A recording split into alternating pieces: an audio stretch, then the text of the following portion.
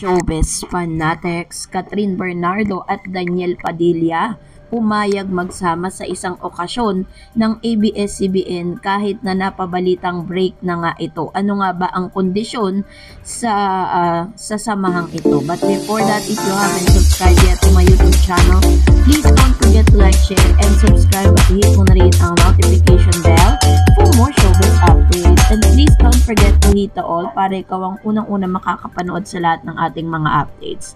Ito na nga no, dahil isa pong balita ang isinulat ng PEP Alerts ng PEP by Jojo Gabinete na nagko-confirm na si Catherine Bernardo at Daniel Padilla di umano ay magsasama sa isang okasyon kung saan held or na gagampanan po ng ABS-CBN. Pero bago yan, nag-check po tayo ng Instagram account nitong si Miss Catherine.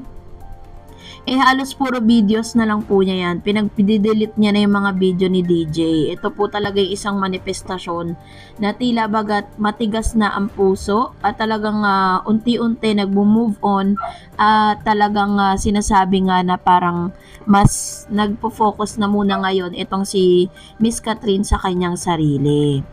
No, at maganda po ano yan, maganda po yung kanyang ginagawa at least para at maka-move on siya ng dire-diretso. So, ipinagluluksa ng Daniel fans ang ipaghihiwalay ni na Catherine Bernardo at Daniel Padilla. Ano na naman kaya? Habang ipinagluluksa ng Daniel fans ang paghihiwalay ni na Catherine Bernardo at Daniel Padilla dahil hindi nila matanggap na hahantong sa wala ang 11 taong relasyon ng kanilang iniidolong artista. Kinumpirma ni na Catherine at Daniel ang kanilang breakup noong nakarang Huwebes, November 30, 2023. Pero tiyak na ikinatuwa na mga ikakatuwa daw di umano ng mga tagahanga ng Katniel Love Team na pumayag di umano sina Catherine at Daniel na magsama sa isang malaking okasyon ng ABS-CBN at ito ang kanilang dapat abangan. According po sa ilang source na parang kinausap po ng management si Catherine at itong si Daniel Padilla for the end time na sila po ay dapat present dito po sa nasabing biggest event ng ABS-CBN. At hindi naman po binanggit dito po sa news kung ano pong event yung sinasabi po na ito. Kasi habang hindi pa po sila pumipirma ng kanilang kontrata sa ABS-CBN or the other network or sa ibang agency, ay meron pa rin po silang responsibilidad dito po sa nasabing network. Pero isa sa mga kadahilanan ng pagpayag ni Catherine at Daniel na magkasama sa proyekto ng ABS-CBN ang resulta ng kanilang maayos sa paghihiwalay at patunay na pagpapahalaga nila sa pagiging professional sa trabaho. So isipin na lang natin na magsasama po sila dito po sa malaking event ng ABS-CBN pero hindi na po sila magkarelasyon at that is a professional professional appearance na lang. Wala na yung katulad ng dati. At isa rin sa mga bagay na pumayag si Catherine sa bagay na ito dahil alam naman natin si Catherine, gano'n naman talaga siya ka-responsible. Pag sinabing trabaho, trabaho lang. Tumanggap si Catherine ng mga papuri dahil sa kanyang ipinamalas na karunungan at matalinong mensahe para sa publiko nang maglabas siya ng opisyal na pahayag tungkol sa mutual decision nila ng Daniel wakasan ang mahigit sa isang dekadang pagmamahalan.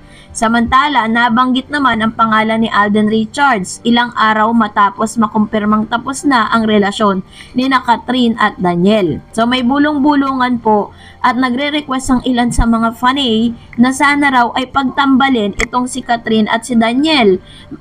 Si Catherine at si Mr. Alden Richards rather, may mga tagahanga sina Alden at Catherine na isinusulong ang kanilang love team dahil malaya na ang dalaga samantalang single pa rin ang aktor.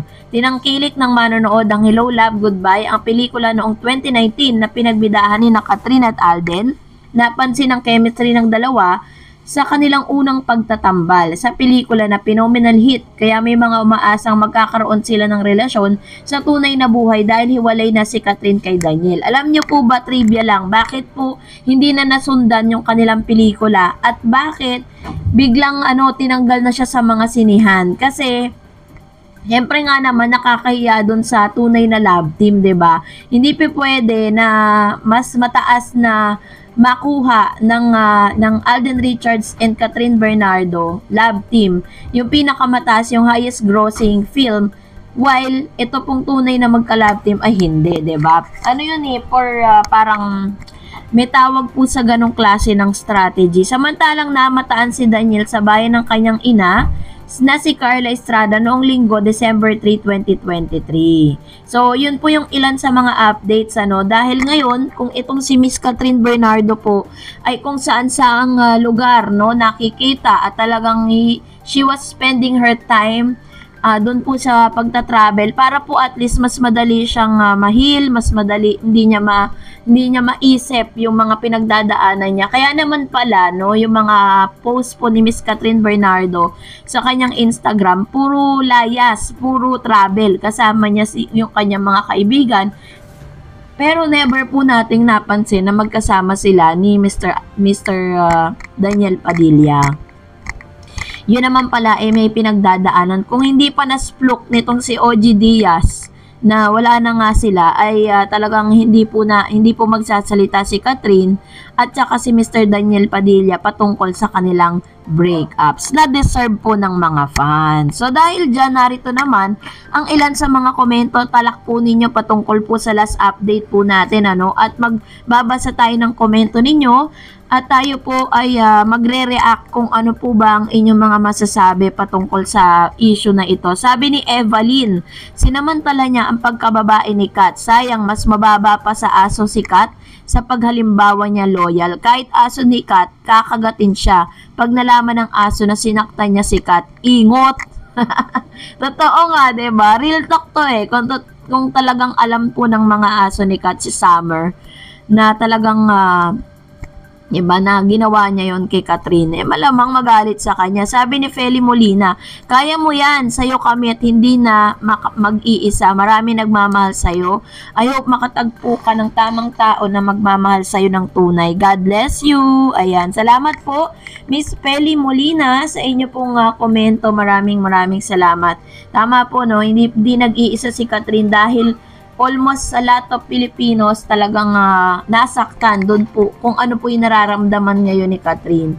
Sabi naman po ni Manila Boy Tour PH, masyado niya namang ipinagtatanggol si Catherine Bernardo. Tandaan, mabait lang yan sa mga fans niya dahil dun siya kumukita, pero may bad attitude, nagmumura yan at mas mahal niya ang karir niya kaysa kay Daniel. Kahit birthday ni Daniel, ayaw niyang sumama, may taping daw siya at marami pang hindi ginawang maganda si Kat kay Daniel. Si Daniel ang nagpapasensya lang. Kaya nung napuno na, nag-usap sila na maghiwalay kasi toxic na ang relationship. Kaya nakahanap na lang ng ibang iibigin si Daniel Padilla. Kaya sa mga marites, magsitigil kayo, haka-haka, magkaibigan sila ng mga group kasama ni Andrea Friends din nila.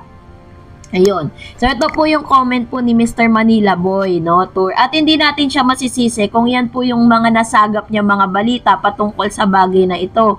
Na, although alam natin, in a relationship, it takes two to tango, Hindi naman natin pwedeng i-blame lang lahat kay Daniel. Maaaring meron din mga imperfection itong si Miss Catherine. Pero, hindi po yun sapat para po i-break mo yung heart ng girl, diba? Kasi alam natin for the longest time, Catherine is marami na yung tiniis na sakit. Bago po nakapag-decide talaga, nahihiwalay na siya. Sabi ni Miss Maria Cristina Potts, kung ako si Kat, be careful kasi kailangan niya nang tanggapin ang katotohanan na hindi sila para sa isa't isa ni Daniel. Inspiration siya ang kasal ni Daniel pero tinanggihan niya ang mga Padilla ay nagagalang, hindi yan nananakin na babae.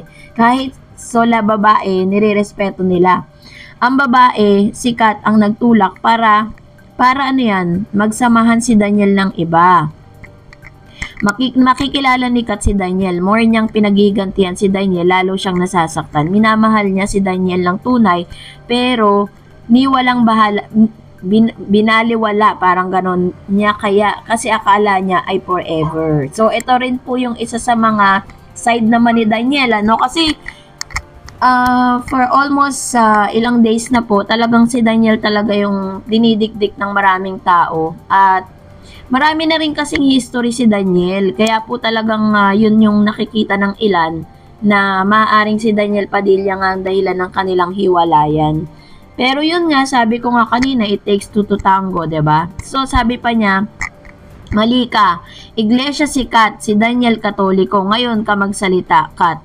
More mo na gumagawa ng ensimada mo kang masasaktan. Ano ba to? Daniel don't care cause meron siyang babae na binibigyan siya ng atensyon. Ang mga Padilla, sana yan sa hirap, Kat. Ikaw, huwag kang gumawa ng mga bagay na lalo ka masasaktan. Mabait si Daniel. Hindi ka magkakaganyan na gusto mong strain ang buhay niya. Mali ka dyan. Lahat ng Padilla, mahal. Ayan. So, ito po yung sinasabi niya. Pinagtatanggol niya si Daniel Padilla.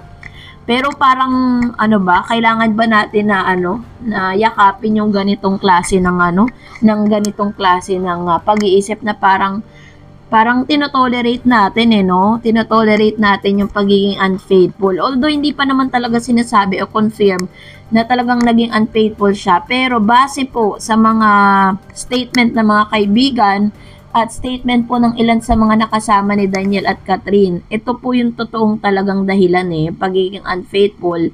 At syempre siguro hindi rin naman perfect si Catherine. Nasasaktan din siya, 'di ba? Sabi niya pa lahat ng Padilla mahal si Daniel. Sino ka para strain mo si Daniel Padilla? Yan ang utang mo kay Daniel. Kung anong maroon ka ngayon, hindi ipinanganak si Daniel. Meron niyang pangalan. Gusto ko lang ipaalala sa'yo, napakaswerte ng babae na pakakasalan ni Daniel. Napakagalang na bata si Daniel. Tapos sa harap sa mga tagahanga nyo na para kang api. Kahit anong gawin mo, hindi mo kayang strain ang buhay ni Daniel. Na gumagawa ka ng something more painful to your heart. Ayan. So, ito naman po ang kanyang talagang medyo siya kay Catherine Bernardo na parang sinasabi niya na for without Daniel, totoo naman yun, di ba? For without Daniel, Catherine is nothing. For without Catherine, Daniel is nothing. Vice versa lang po yan. Which means talagang silang dalawa pinagtulungan nila iangat yung kanilang love team. Natagpuan na niya ang babae na nagmahal sa kanya. Nang ganda niyang iharap sa altar na hindi mo kayang gawin. Sorry, Kat. Huwag ka nang gumawa ng eksena. Ikaw lang masasaktan. Mahihirapan kang maghanap ng kakasamahin sa buhay dahil ikaw ay iglesia ni Kristo na kailangan ang makuha mo ay ang lalaking kagaya mo na sumasamba. Nakita mo na hindi si Daniel ang problema. Ikaw ang religion mo. Nakakaawa ka naman. Stop na magsalita sa tao. Ikaw ang problema. What? I think hindi po magiging problema ni Catherine at ni Daniel ang kanilang mga relihiyon. Hindi naman porkit iba ang relihiyon ng isang tao yun po yung magiging dahilan para sirain. For 11 years, dahil lang po sa religion, magkakasira kayo. Hindi po ganun. Sana po lawakan natin yung mga pag-iisip natin, bago po tayo mag-conclude dun po sa usaping ito. Kasi, in the first place, is talagang na sila parang sinasabi nila na may chance pa talaga na magkabalikan silang dalawa kasi sila friends pa rin sila nire-respeto pa rin nila yung bawat isa. Kaya naman na nag-expect pa rin ng ilan na one day kapag po sila ay nag-heal na, nagsawa na si Daniel na uminom, magbarkada, mambabae, 'di ba? Siguro naman may pagkakataon na pwede silang magkabalikan, 'di ba? Kung gusto pa ni Catherine. Depende pa rin po yun sa magiging desisyon ni Catherine Bernardo at siya lang po ang may karapatang mag-decide.